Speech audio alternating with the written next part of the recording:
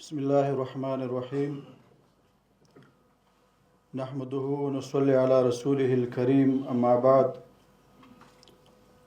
قال الله تبارك وتعالى في محكم كتابه وهو أصدق القائلين أعوذ بالله من الشيطان الرجيم بسم الله الرحمن الرحيم يا أيها الذين آمنوا اتقوا الله وكونوا مع الصادقين ډیر محترمو حضارو معین صاحبانو د اسلامي امارت د بیلابیلو وزارتونو ادارو مسؤلینو رئیس صاحبانو د ولایتونو نه راغلو ویندویانو لیکوالو علماو د رسنیو استازو السلام علیکم ورحمت الله وبرکاته. د کورنیو چارو وزارت د عامه اړیکو دغه ابتکار چې هغه خپل ولایتي نمایندګان ویندویان مطبوعاتي مسؤلینو ته زحمت ورکړی او داسې یو پرتمین علمي روزنیز مجلس او سیمینار یې د هغوی په ویاړ جوړ کړی کورودانۍ ورته وایو. دغه مجالس دغه سیمینارونه ډیر ضروری دي، ډیر ان شاء الله تعالی له ښو نتایجو به برخمن وګرځي، ځکه دغه ویندویان د موږ او تاسې دي په ولایتونو کې اوسي، له مرکز څخه په فاصله کې دي، هغوی خپل مصروفیات هم وي هلته او وخت په وخت د دولت و نظام و امارت پالیسی و تګلاره او مصالح له دونه هم ټکي په ټکي نه خبرېږي. نو دغسې سیمینارونه جوړول په کال کې یو وارې دوه وارې درې وارې یا په هر روبه کې دا زه ډېر اړین بولم. الله دې دوی ته اجرونه ورکړي چې دوی زحمت کړی دلته راغلی او دلته متصدیانو د دې مجلس ښه انتظام ورته کړی. ورونو خبرې جناب عمري صاحب کافي او شافي وکړلې، نور به دلته د موږ او تاسې نور ملګري هم غږېږي. مهمه خبره په دغه مجلس کې دا ده چې دلته یو څه زده کړي دغه ملګري. د هغې لپاره درانه استادان شته، هغوی به تاسې ته په مفصل ډول باندې د تاسې پوښتنو ته ځوابونه وایي، د تاسې هغو تندو ته به د تاسې تندې سیرابوي چې تاسې نن ورته ضرورت لرئ، تاسې ورسره مخ یې او تاسې دغو پوښتنو جواب غواړئ. موږ هم په خپل وار باندې یو څو خبرې کول غواړو. ورونو د افغانستان حالت په اوس وخت کې لله الحمد له هرې نګاه نه سړی ارزیابي کړي، که هغه په اقتصادي لحاظ ده، که په سیاسي لحاظ ده، که په مطبوعاتي لحاظ ده، که په نور ټولنیز میدان کې لله الحمد د کامیابۍ په مراحلو باندې په هغه پوړیو باندې ګامونه یې ایښي او ږدي. لنډ مثال درته وایم، په دې وروستیو کې د موږ او تاسې ګاونډیو ځینو هیوادونو یوه د مهاجرینو یوه لړۍ را شروع کړله په ډېر جبر و ستم باندې. دوی مخته وو په دغه شیانو باندې چې کله به یې وغوښتل خپله کومه ستراتیژي د افغانستان په پخوانیو رژیمونو باندې وتپي، نو بیا به یې له دغه حربې نه کار اخیست.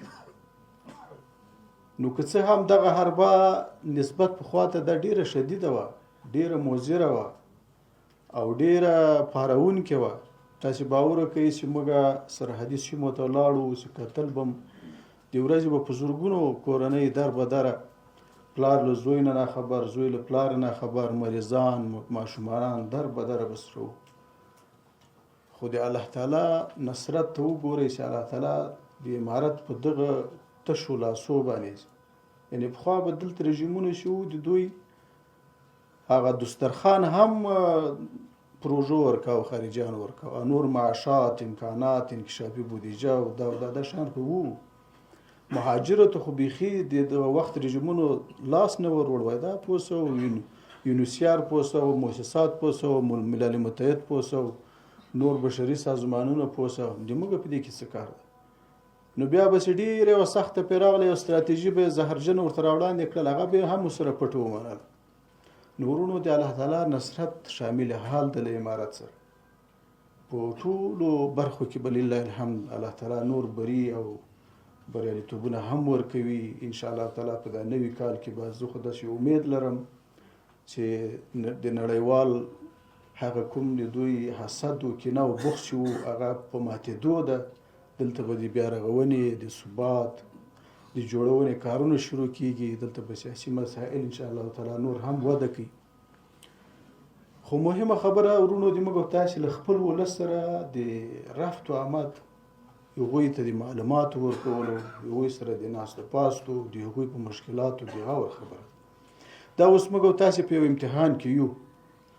دغه کبر، غرور، خطوایي چې زه اوس په یو چوکۍ ودرېدم، په یو میکروفون ودرېدم، په یو دریځ ودرېدم، یو لاس دلته اچوم یو دلته اچوم چې زه هغه څوک یم چې ما داسې وکړل، چې ما هغسې وکړل، چې ما دا وکړل. ورونو دا هغه صحیح ده، په خپل وخت کې مناسب و چې تا خپل رعب و هیبت و هغه دې اچوه په خپل دښمن باندې. اوس باید عاجزي ولرو، اوس باید تضرع ولرو، اوس باید د خلکو غوښتنو، د خلکو هغه مشکلاتو د رسېدو هغه هنر و هغه مکلفیت باید موږ او تاسې هغه وکړو. بله مهمه خبره دا ده چې دغه خپله جذبه نه ده، د ما سره چې اوس فکر و مزاج ده چې یاره زه وایم د ما په غرمه دغه شی مې خوښېږي، بېګا مې دغه شی خوښېږي، د ما موټر دغه موټر مې دغسې خوښېږي. اوس ته نو دغه خپل جذبه او دغه خپل حرص او د خپل خواهشات څخه ته رااخله، ته یې په ټول ولس باندې تطبیقوه. دا نه کېږي ورونو. موږ او تاسې باید د دغه لکه جناب عمري صاحب چې اشاره وکړله، د دې هېواد د دې ولس هغه علیا مصالح هغه باید موږ او تاسې په نظر کې وساتو. یو وخت کې ما تیر امارت په وخت کې دوه جهادي رهبرانو، مولوي صاحب محمد یونس خالص او مولوي صاحب محمد نبي محمدي، الله دې په دوی ډول باندې رحم وکړي، له دوی سره ما خپله غوښتل مالداسې یو مفصلې مرکې ورسره وکړم. نو بیا مولوي صاحب محمد نبي محمدي صاحب ته هم ورغلم، مولوي صاحب خالص ته هم ورغلم. نو دوی سره بیخي تفصیلي دوی په ژوند و فن و په کمالاتو په تجربو باندې مجالس کول، مرکې مې کولې ورسره. نو مولوي صاحب محمد نبي محمدي سره مې خبرې کولې په د امارت د تیر امارت په حالت باندې ده. نو یو وخت کې یو جای راغی ما ته یې ویل، هغې یو اصطلاح درلوده، وایي ګوله، وایي ګوله ته دې دا ټایپ ګل که زه تا ته وایي خبره کوم، وایي زه دا خبره درته کوم د افغانستان ته چې دا کمونستان وایي راغلل، کمونیزم چې راغی، اوس موږ د جهاد مرحله و، له ټولو سره به موږ جنګ کوو ځکه دوی غلامانو.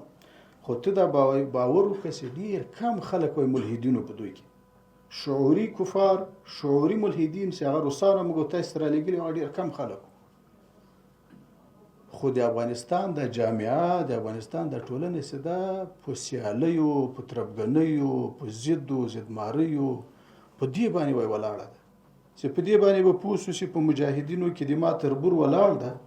نو دغه بل سړی به د دې لپاره چې تو درېږي هغه ته ټیټ رانیسي، هغه مخالف صف ته به لاړ سره له دې چې یعنې هغه به نه و، یعنې له زړه نه به نه و ورغلی، خو د دې لپاره چې تو درېږي ده سره زه مقابله وکړم.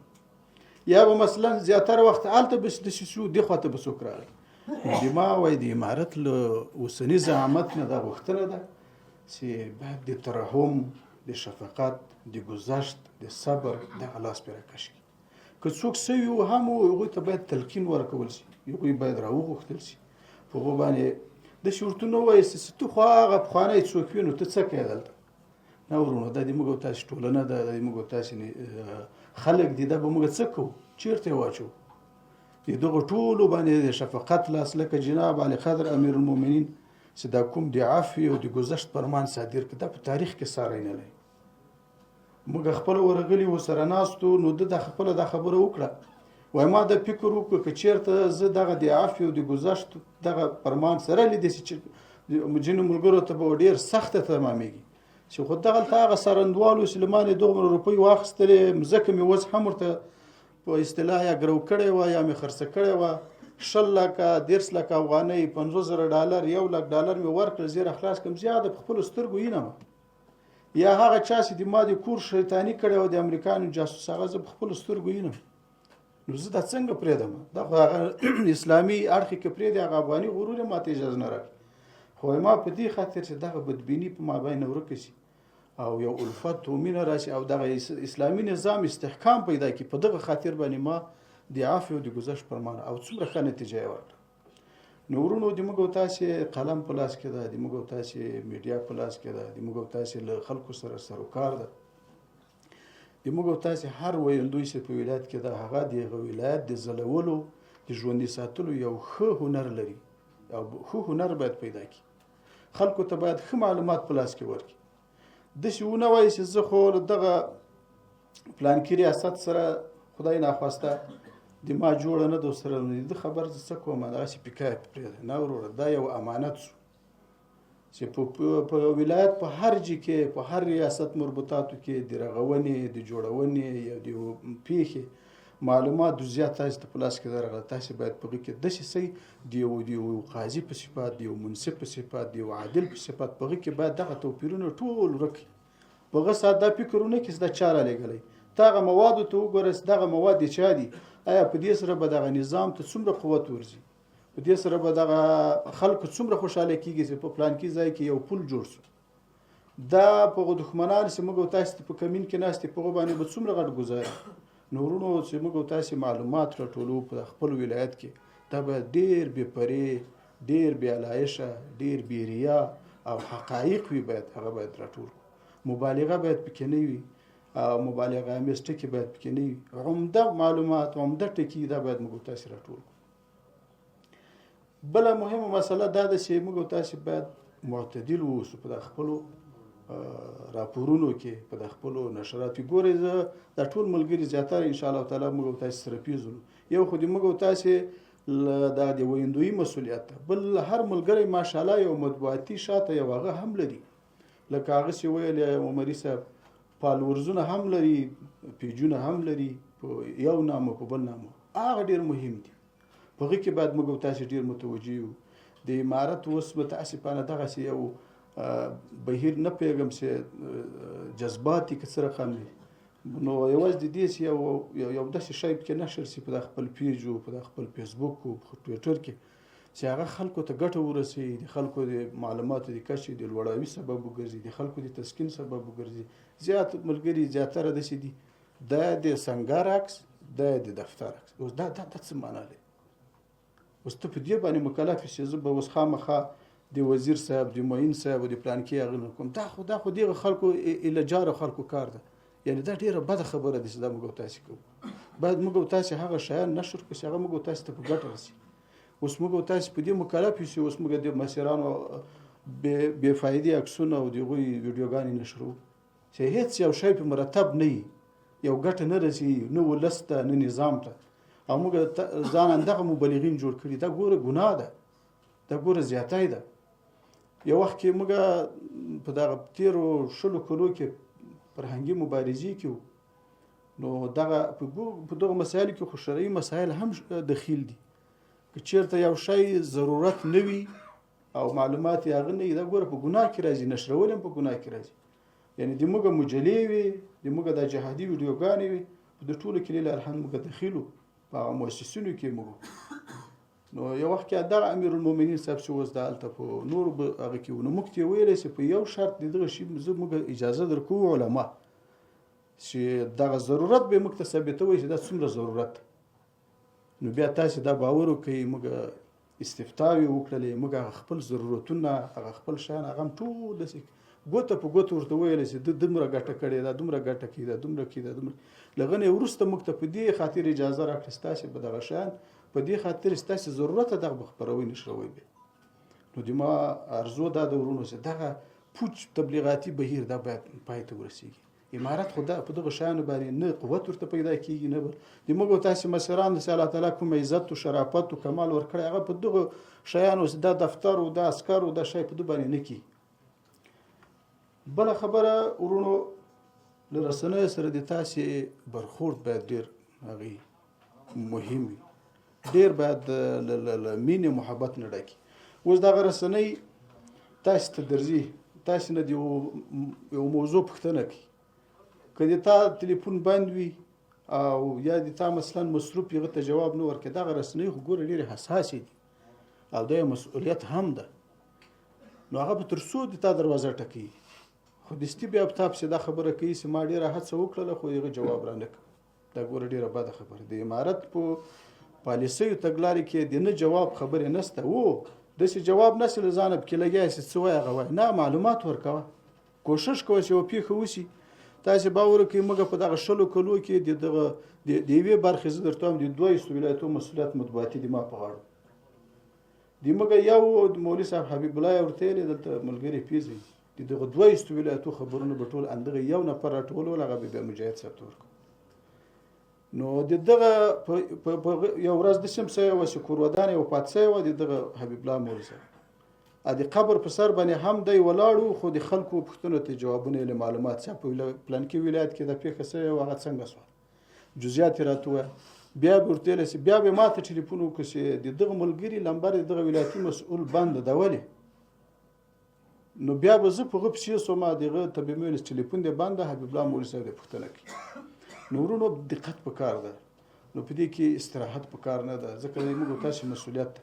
رسنیو سره باید موږ تاسو برخود ډیر دوستانه ډیر له مینې نه ډک او بل یو رواني اثر هم په هغو باندې کوي چې ته له یو ژورنالست سره ښه رویه وکړې او هغه ته ښه معلومات ورکړې او یا مثلا په خوږو الفاظو یې جواب کړي بیرته هغه به له تا سره همکار وي د تا په خدمت کې به وي. او که ته پښه په پښه دې اړولې وي او وایي چې زه خو یا څوک یم یا څوک یم هغه بیا له تا سره هغه رقم برخورد بیا نه کوي. بیا نو د تاسو رقم شاید نشر کمای شي نشر.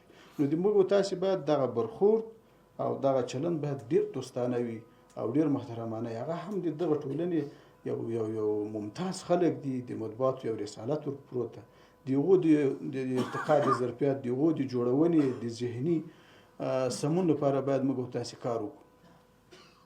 بل مهمه مسله د ما په نظر باندې انسجام د په مابین د ویندویانو د مرکز سره او بیا په خاص ډول د موږ تاسو په ولایتونو کې د اطلاعات او کلتور ریاستونه دي.